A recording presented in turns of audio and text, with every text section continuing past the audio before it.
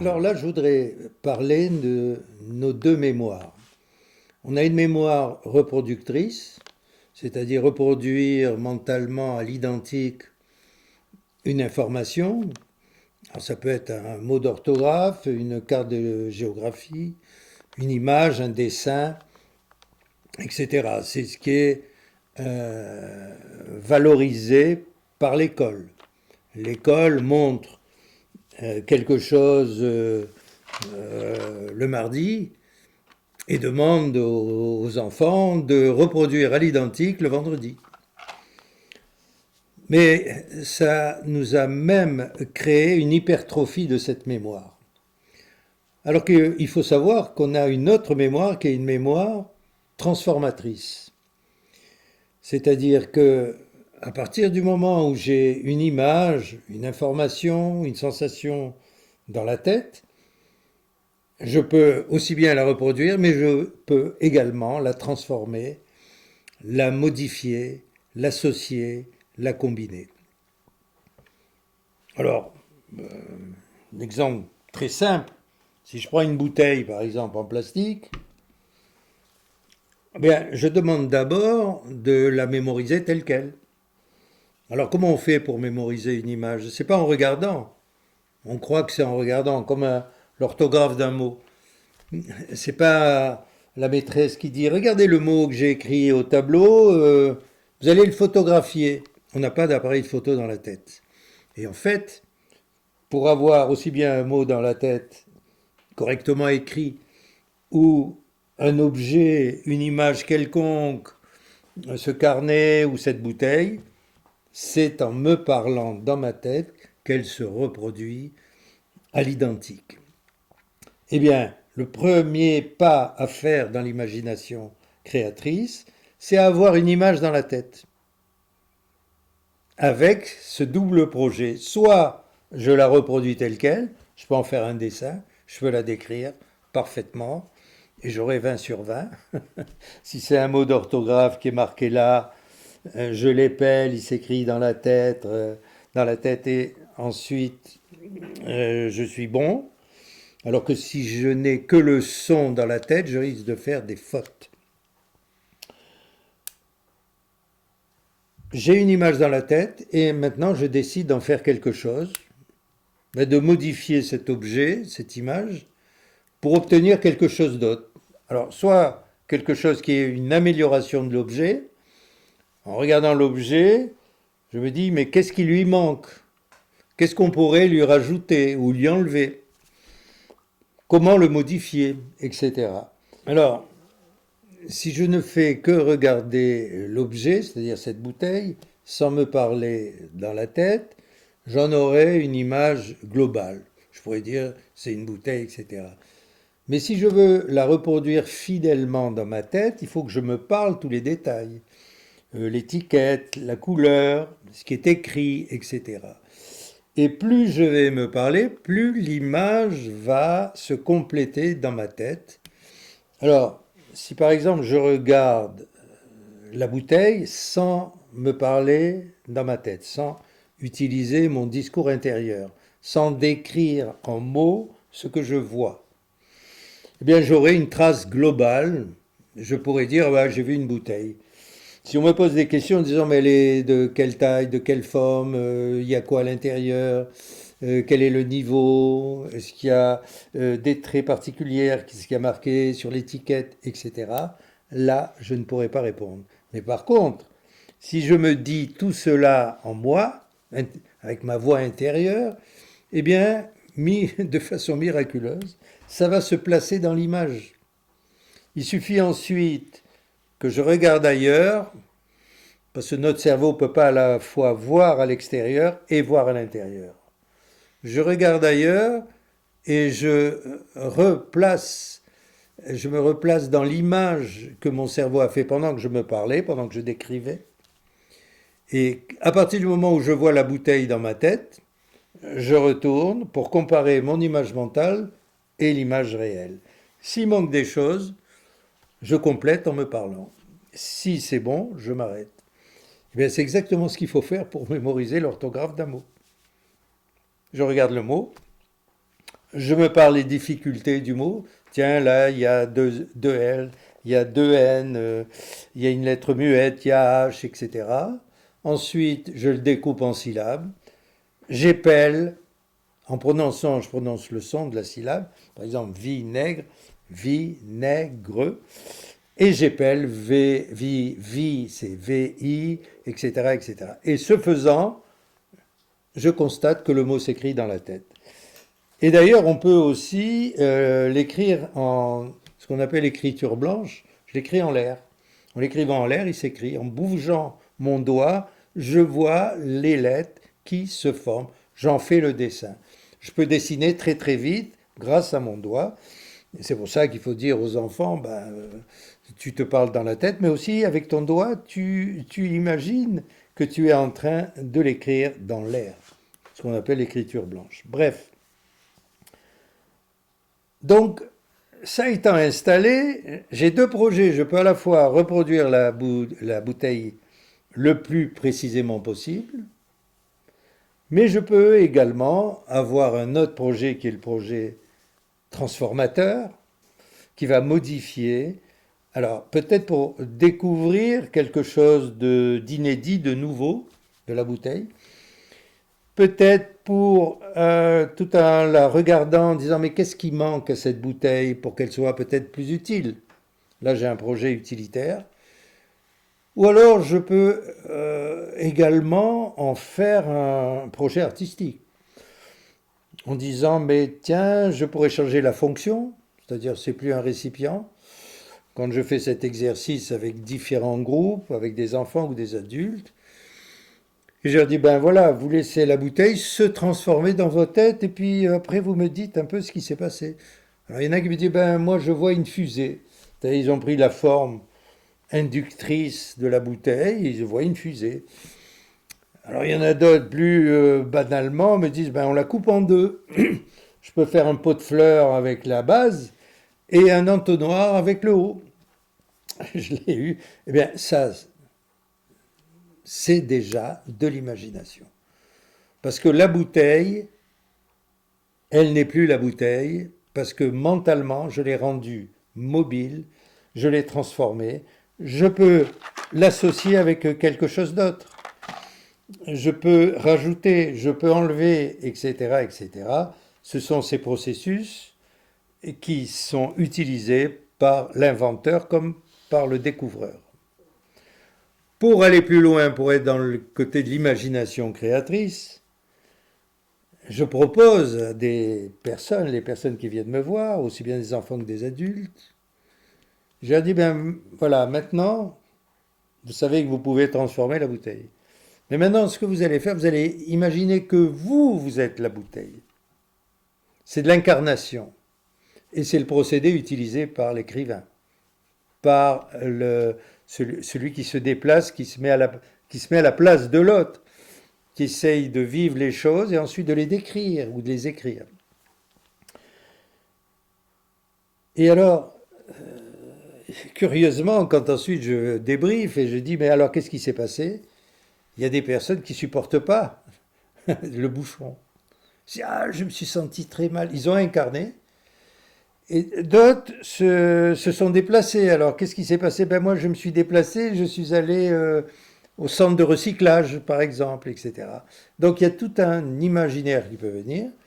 Aussi bien créer un malaise. Il y a des personnes qui n'ont pas pu faire l'exercice parce qu'ils se sont sentis étouffés et qu'il fallait absolument que la tête sorte du haut et pour pouvoir respirer. Donc, c'est très intéressant, ce procédé. On verra ensuite comment ça peut servir pour inventer une histoire, modifier, etc. Alors, maintenant,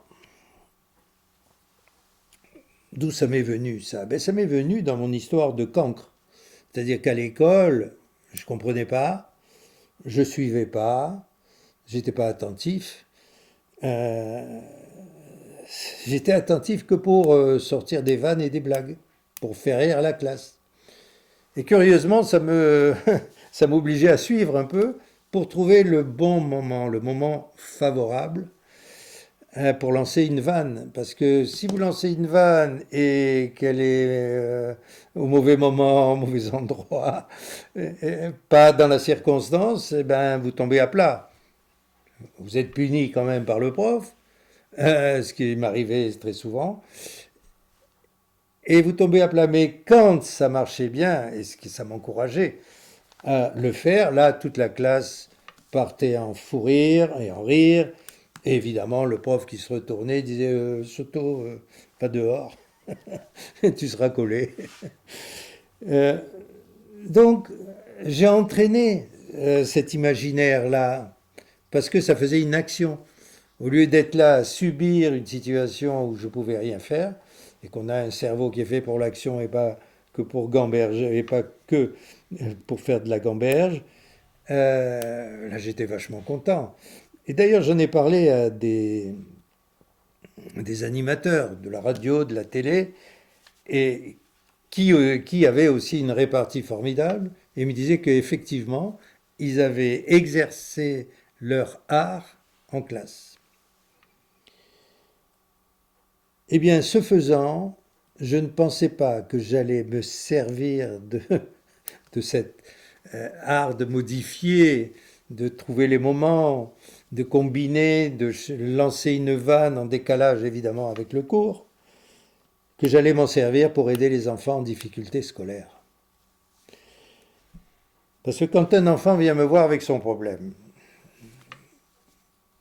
et les parents m'en ont parlé, etc., il est mauvais, il est nul en maths, il comprend rien, il bouge trop, il fait l'idiot, etc. En fait, ce que je faisais moi, quoi. Mais c'est pas en le mettant à nouveau devant des matières scolaires que je vais obtenir quelque chose.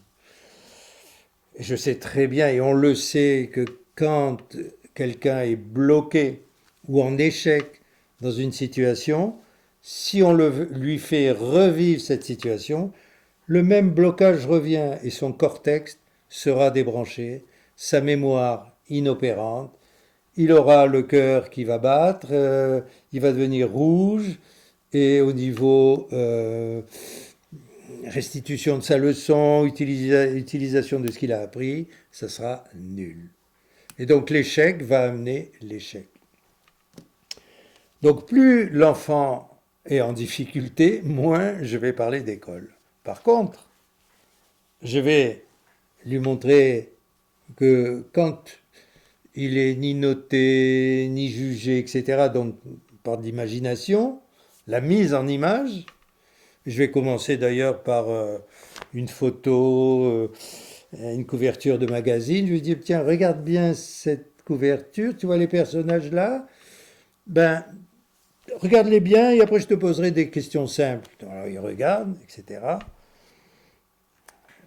Et qu'est-ce que je découvre? Je découvre que ce qu'il a dit dans sa tête est dans l'image. Ce qu'il n'a pas énoncé n'est pas dans l'image. Pas dit, pas vu, pas mémorisé. Alors je lui montre ça, je lui dis, ben tiens, quand je t'ai dit, qu'est-ce qu'il faisait le garçon là avec ses mains? Et tu m'as dit, ah ben les mains, on les voit pas. Et dans l'image, on voit les mains. Mais il ne sait pas parler les mains, donc elles n'y sont pas. Il a vu l'enfant globalement. Et il est passé à autre chose, à une autre partie de l'image. Et je lui montre, je lui dis, tu vois, ce que tu as dit, c'est traduit en image dans ta tête. Ce que tu n'as pas dit n'existe pas. Donc maintenant, voilà la méthode. Tu vas voir, tiens, je vais t'indiquer un personnage. Tu vas entièrement le décrire en partant du haut jusqu'en bas, ou l'inverse, du bas jusqu'en haut, comme tu veux. Et tout ce que tu vois, tu le décris. Une fois que tu as fait ça, tu regardes plus, tu regardes ailleurs, tu fais venir l'image, et ensuite tu compares ton image que ton cerveau a créée en te parlant, pendant que tu te parlais, avec l'image originale. S'il manque des choses, tu les rajoutes en te parlant. Si c'est bon, tu t'arrêtes. Voilà. Pareil ensuite pour une carte de géographie, pour tout ce qui est visuel, c'est pour l'orthographe d'un mot, pour une phrase entière, etc. C'est pareil. Ben là, il découvre qu'il a un pouvoir sur sa tête. Dans sa tête, il a le pouvoir de modifier, d'acquérir Et ensuite, je lui dis, ben maintenant, cette image, tu peux imaginer qu'il a des vêtements d'une autre couleur, d'autres formes, d'autres chaussures, qu'avec ses mains, il fait un autre geste, et etc. Ça, ils adorent, parce que tout d'un coup, ça sort des critères de l'école qui lui demandent de reproduire à l'identique. Je lui montre qu'à la fois, il a un cerveau qui peut à la fois reproduire à l'identique, ce qui est demandé à l'école, comme il peut modifier, transformer, etc. C'est l'imagination créatrice. Et donc, plus cet enfant est en difficulté, plus je vais lui montrer que, en fait, s'il utilise son cerveau au minimum, il peut avoir un résultat positif. Et c'est ce qui fait que depuis 35 ans, j'ai des résultats avec ces enfants qui ne sont pas condamnés à l'échec. Et dès qu'ils viennent me voir, je ne fais pas un bilan, je ne fais pas de diagnostic. Tous les bilans qu'il a, je les mets de côté. Ce qui m'intéresse, c'est comment ça marche quand ça marche bien. Et je vais commencer à lui poser des questions sur son activité favorite. Parce que s'il a une activité favorite, sportive, du dessin, raconter des histoires, bouquiner, même des BD, ça veut dire qu'il est attentif, ça veut dire qu'il mémorise, qu'il comprend, qu'il imagine, etc. C'est-à-dire il en parle. Mais si je lui pose des questions sur les maths, je remets le blocage en route, donc inintéressant. Et mon but, ça va être de transférer son profil performant, hein, puisque il est attentif, il mémorise, il comprend, il imagine, il réfléchit, de le transférer dans les matières où il a des difficultés. Voilà, là, ça a été une étape très importante parce que je me sentais pas, moi, étant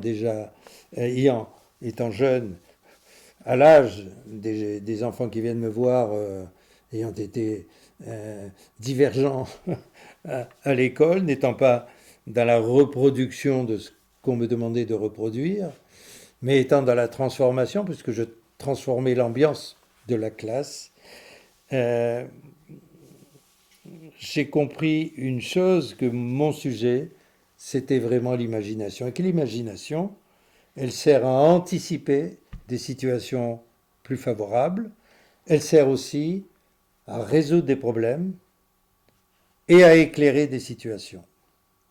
Et c'est pour ça que je m'en suis servi également avec les adultes, avec les jeunes adultes ou plus vieux, même avec les couples. À partir du moment où on me présente une situation, cette situation, je la fais exister dans ma tête et j'imagine comment les transformations peuvent se faire. Évidemment, là, c'est pas en écoutant les gens, c'est en leur demandant d'écrire. Si c'est un couple, par exemple, je les mets dans deux pièces différentes en disant, ben, décrivez-moi la situation actuelle, premièrement. Deuxièmement, quel est le projet, quel est le problème, ou les projets ou les problèmes, en quelques mots. Et puis en trois, si vous avez eu déjà des idées de solutions, vous marquez les idées de solutions. Voilà. Ensuite, je prends les deux récits. Bon, j'ai aussi l'enfant, parce qu'ils viennent souvent avec un enfant qui, lui, est soi-disant le porteur de problèmes. En fait, il les porte, il les a pas. Et je dis à l'enfant, ben tiens, écris-moi ton problème là sur la feuille. Là. Lui, il écrit deux lignes. J'ai pas ma console de jeu pour Noël. Je voudrais acheter un nouvel, qu'on me donne un nouvel machin, etc. C'est deux lignes et puis c'est tout. Il n'a pas de problème. Lui. Ensuite, je prends les deux discours, les deux récits des parents, la mère, le père, et j'essaye de trouver à quel niveau je peux les faire correspondre, puisque je sais une chose, c'est que si ils sont en désaccord sur la ligne éducative de l'enfant, ça ne marchera pas. Il n'y aura aucune transformation, et l'enfant, voyant qu'il y a un désaccord, c'est souvent le cas dans les couples séparés, divorcés, mais ça arrive aussi dans les couples qui sont encore mariés, encore ensemble. S'il y a un désaccord éducatif, l'enfant en profite et puis il s'installe Ça lui donne aucune envie de sortir de son problème. Alors quand les parents comprennent que leur attitude par rapport à l'enfant ne fait que renforcer les blocages, je peux avoir une fenêtre d'action en leur disant également que ils pensent que le problème a des enfants parce qu'ils culpabilisent, soit l'un soit l'autre. Ah oui, quand il était petit, j'ai fait ci, j'ai fait ça. J'ai dit, écoutez, la culpabilité n'a jamais aidé un enfant à grandir, donc vous pouvez laisser de côté. C'est pas ça le problème. Essayons de trouver un accord et bien séparer votre histoire de l'histoire de l'enfant. Cet enfant, il aura toujours un père et une mère. Voilà. Et ce qui va être important pour lui tout le temps, jusqu'à la fin, c'est la relation qu'il a aussi bien avec le père qu'avec la mère. Par contre, la relation que vous, parents, vous avez entre vous, c'est pas son problème. Mais curieusement, là, vous voyez votre enfant, quand on lui pose des questions, ah, pourquoi tes parents se sont séparés, etc., les versions sont complètement différentes. Parce que cet enfant porte encore votre problème. Et ce n'est pas le sien. Donc débarrassez-le de ce fardeau. Parce qu'il est tout le temps à regarder dans vos disputes. Il est très malheureux de ça, parce qu'il n'a aucune action possible. Il ne peut rien faire, sauf se mettre lui-même en échec. C'est clair et net, et ils comprennent, et puis ça leur parle beaucoup. Et à ce moment-là, je peux avoir une modification de la relation. Seulement après, alors peut-être, il faut aller un peu plus loin avec les parents, travailler avec l'un, avec l'autre, les revoir ensemble, et à un moment donné, réunir toute la famille pour dire, bon voilà, on remet à plat les choses. Et comment on va dire ça, toi, quand tu es chez ton père, tu ne parles pas de ta mère. Et toi, quand tu es chez ta mère, tu ne parles pas de ton père. C'est ta relation, mais ce qui se passe entre eux, entre tes deux parents, qu'ils soient ensemble ou séparés, ce n'est pas ton affaire, c'est leur affaire.